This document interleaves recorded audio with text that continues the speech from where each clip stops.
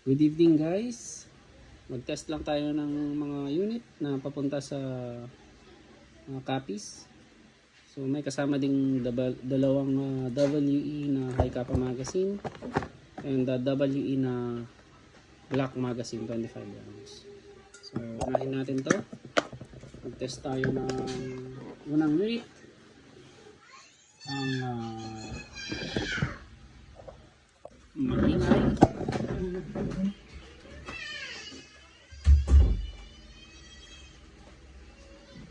So mag-test tayo ng unang unit. Brand new WE Glock 17 Gen 5. So yun siya. So lagyan natin ng gas yung magazine. So wala namang leak. Ang kasama pala nito is isang magazine, dalawang backstrap, and then dalawang pin for the backstrap. So Gen 5, ito po yung Gen 5 na unit. Ayan.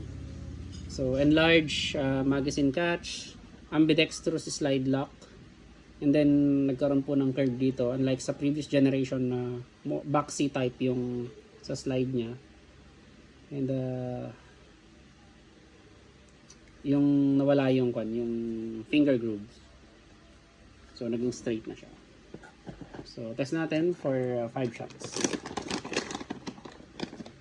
5 shots. And nagbago din pala yung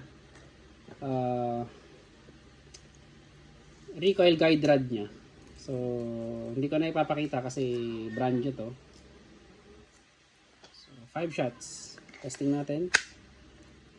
WG-17 Gen 5 Black. Test fire, firing.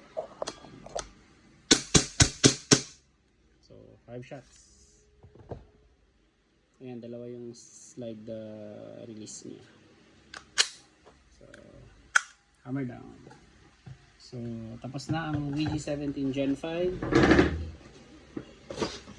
Test naman natin yung additional yung other units.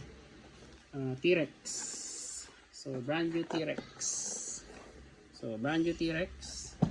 Of course, may kasama siyang isang magazine and usual na plate with extra pin doon sa kapag hindi gagamitin yung magwell, itong gagamitin nyo. And then yung screw na dalawa, spare screw doon sa may rear sight yon.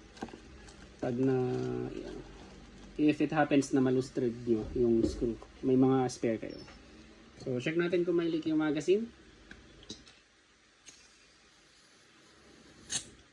So walang leak.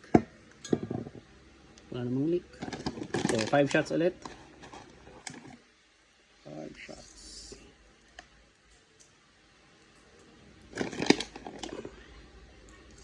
So ayan, 5 shots.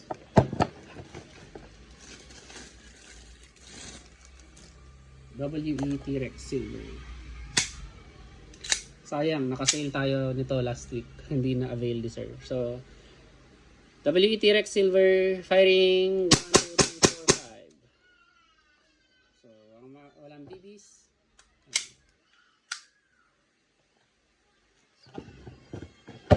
Another unit. Bound for copies is ito. T-Rex ulit. So T-Rex ulit, brand new T-Rex ulit.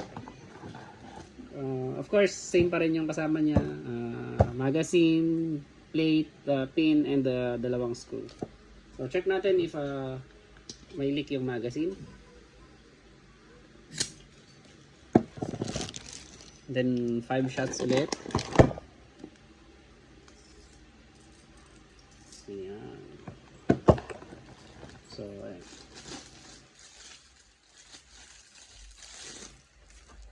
Ayan. So, WE T-Rex fire, test fire. 1, 2, 3, 4, 5. So, no BBs. Hammer down. Thank you very much.